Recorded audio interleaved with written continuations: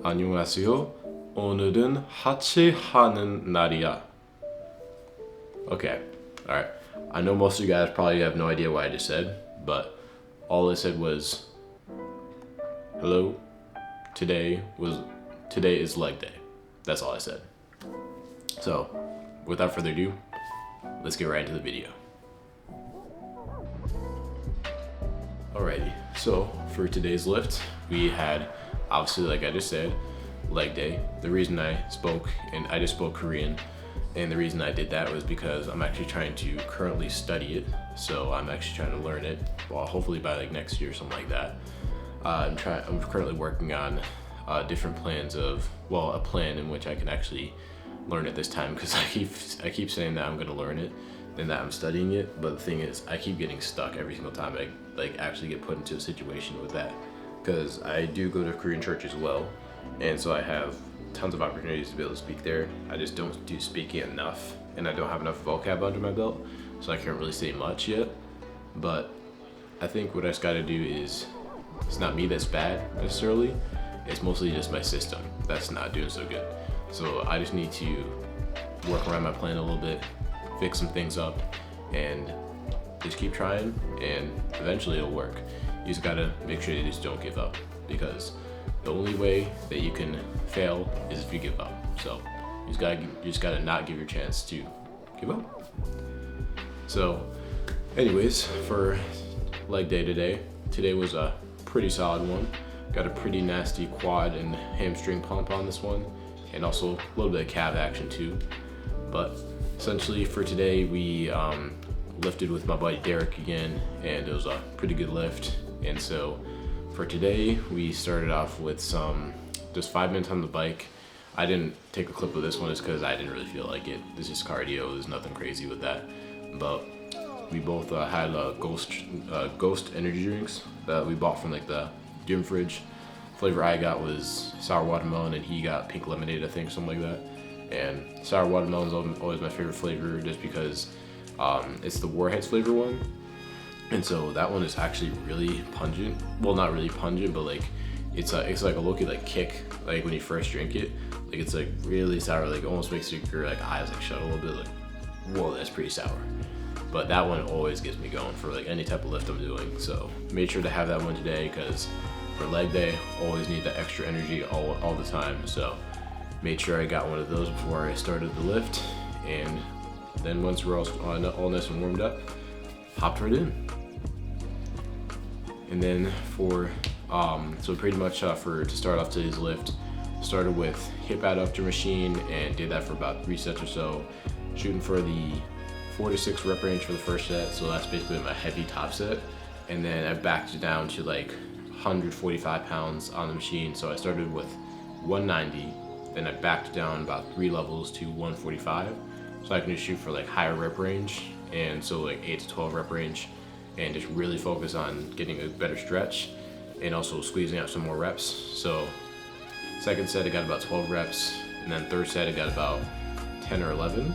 And those sets I was really feeling it, especially the last set, because on my last set for everything usually, well, not everything, but depending on what muscle I'm hitting, I'll do a drop set on it. So usually for every single muscle that I do, the basic way I like to do it is I won't do a drop set on my first exercise, depending on like how many exercises I have left of the workout. So if I'm hitting chest, I won't do a drop set on my first exercise, so I wouldn't do drop set on bench press, just because it's gonna affect the rest of my workout. So I'll do drop sets at the end of my workout, so when I'm doing like machine chest fly, because that's the last thing I'm doing for chest. And then same thing for like any other muscle. So for today, for everything, for adductor, I just did a drop set on the very last set of that one, just because adductors, I'm not gonna hit that again for the rest of the workout. And then I did the same thing for hamstrings, same thing for quads, vis-a-vis. You guys kind of get the point. But yeah, adductors felt pretty good today, and I'm not gonna lie, like I literally felt like crazy pumped up in like my inner thighs, because it really felt like to the point where, like, when I was walking, it literally felt like my thighs couldn't stop like touching each other, just because of like just how pumped they were. So I was just like, I just had like my regular like gym shorts on and stuff, but like literally even just like walking around, like it still felt like so pumped with like every step I took. It was low-key wild. But yeah, that was a pretty good sets we got there. Honestly, can't complain. Got stronger than last week. Believe got like an extra rep on my set from last time, an extra rep or two, and honestly, everything felt pretty good. And then once we finished here, hopped right on over to the lying leg curl, and this one was also pretty dang good today. So for lying leg curl, last week I got about 6 reps for 2 sets on the lying leg curl with 140 pounds. And so today, with those like 6 reps in mind, I basically just grinded like crazy for those last 2 reps, and I ended up getting 8 reps this time and 7 reps on the second set. So that means I went up 2 reps and then an extra rep on the second set. So I believe that means I can move up in weight for next week. So I'll be doing 155s next week instead of 140s. And for all my sets that I do, I usually like to do like relatively good form and try to like control the eccentric as much as I can with relative reason. I'm not trying to do like the crazy like 10-second eccentric, trying to like get every single fiber out of the muscle. I'm just trying to push some good weight, just keep some good form so I don't get injured, and feel pumped while I get it. It's nothing too crazy. But yeah, for lying leg curl, just all I do for that one is if you guys are kind of struggling to kind of feel your hamstrings or feel like you're having trouble with feeling your lower back too much, I say just one of the biggest things you can do, honestly, no matter what muscle it is, no matter what it is, and honestly you could probably apply it to like some component of life. I just can't think of it at the moment. But essentially, before you do any type of exercise, just make sure your setup is one of the most important things that you can do for yourself. So for me, for lying leg curls, for example, the way that I like to set up is I basically fall into the machine first, and then I like adjust my ankles and everything, get everything like where my heels are. I just adjust everything so that everything feels glued to the pad. So I first focus on my actually no, the way that I like to do it is I like to work from like the top to the bottom in terms of my setup. So first I'll get on the machine, then I'll kind of like align myself, make sure that like I'm actually like fully on the pad, not just halfway on, halfway off, you know what I mean? And then I basically you see like where my hands are right here. So let's just say like the bars like right in front of me, and well, the bars. And so I basically grip onto those and just really hard, and basically just kind of engage my back a little bit to keep myself glued to the seat. And then I adjust my heels on the pad that are laying under the pad, and basically just wiggle them until I actually feel like a decent contraction in like my hamstrings. Then once I'm nice and glued to the pad, that's when I do my first rep. So I don't just hop in and then just start throwing the weight around, because I still probably will feel a little muscle, but the thing is, I like to feel really stable when I do my exercises. So I really like to focus on my setup and my warm-ups a lot, because I feel like that'll help my workout go a lot better, and also help me to avoid a lot of injury. But yeah, that's basically what there was. That's basically what there was for that. And then so yeah, that's just my setup for lying leg curls, and yeah, that's pretty much all I gotta say for that. So after lying leg curls, did this for about 2 or 3 sets. Went over to back squats, because once you do like hamstrings and everything, just think of like how the muscle works, is that your hamstring will kind of like work like this way, so it's kind of like engaging the knee a lot as well. So you're getting a lot of knee flexion in there. I'm not trying to get any side space with this. All I'm saying when I say knee flexion, I'm really just saying just moving your knee up and down, just basically just getting it warmed up. I just like to do this style just because it gets me nice and ready for like when I do like heavy stuff like back squats like I did today. And today we went up in weight again and did 305s this time. So last week I did 295 for about 2 sets of 7. This week I did about 7 reps of 305 for 2 sets. So that's definitely a huge jump. So I think I'll stick with 305 for another week or so, and then if I still feel good next week, then I will move up to 315, and honestly 315, 320, whichever feels good for me. Then I'll just stick with that and just make sure I have good form and everything. I'm actually feeling the muscle in my legs and not just my upper body or my back. So that's all I do for that.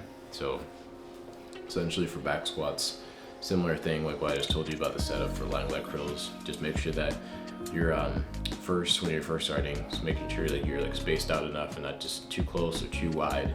Just make it to the point where they're like shoulder width or whatever they say, and just basically like engage your back, like your upper back muscles, and just make sure that you're keeping your arms back and not just letting them like hang forward too much. So just really engage your back, get under the bar, get nice and positioned, and then once you're all set, I just like to kind of think of it as like puffing my chest out to finish up. So keep your arms back, so engage your upper back and everything, then push your chest up, and then push up and out, and then slowly walk it out. Adjust your feet, and whatever feels good for you for stance, just work with that. And that's all there is to back squats. There's nothing like too crazy with that. I say just pick a weight that could challenge you and that can actually feel like you can get a good pump in, and make sure you're having good form with it so you don't injure yourself too much. And yeah, that's all there is to it. So yeah, after back squats, just basically finish up the leg day here and finish off with leg extensions and leg press. So quick little snippet of the leg extensions and leg press. Basically all I did there was just doing single leg extensions, and these ones have been feeling really good for me lately. So basically what I did for these ones was did only 2 sets here, because that's like just basically all I feel like I needed here. It's weird with my body because I feel like whenever I do like any type of muscle, like especially like legs, it's weird. Like I feel like I'm adjusted to like high volume, that type of thing. But the thing is, I don't want to be in the gym for that long, because I've seen like bodybuilders like Jay Cutler. I feel like my body's kind of, I guess, built similarly like his. Like I'm not his size obviously, but I feel like the way that my muscles respond to me is I need like multiple sets or just a lot more volume than the regular person would to actually feel like my muscle contracting and like being stimulated. Now maybe it's just my intensity, and who knows, probably maybe it is, maybe it's not, but I was trying to figure it out here and there. So just trying to mess around with like different rep ranges, so including like everything in my workouts. So for leg extensions today, I just did 2 sets, and they're both shooting for the 8 to 12 rep range. So for the first set, did 115s on single leg extension, and did that for about 12 reps. 14 reps I did that for. And then the next set I did 130s, and did that for about 11 reps. So shooting for like the 8 to 12 rep range, like I said. And for my last set of leg extensions, just did drop set, where I basically did I squeezed for 3 seconds for every single rep that I did. And I basically just did this so I could basically squeeze the daylights out of my quads and feel like I can't do anymore. And then when I can't do anymore, I'll just have my buddy just lift it up for me, and then I'll just control the eccentric on the way down. When I say eccentric, like I just said, it's literally just controlling the weight on the way down. That's all there is to it. Nothing too complicated. So I just had him do that for me until I literally can't feel my quad, and just did that for both legs. Then we're done. And for leg press, only did 1 set here just because I was trying to do like a crazy drop set.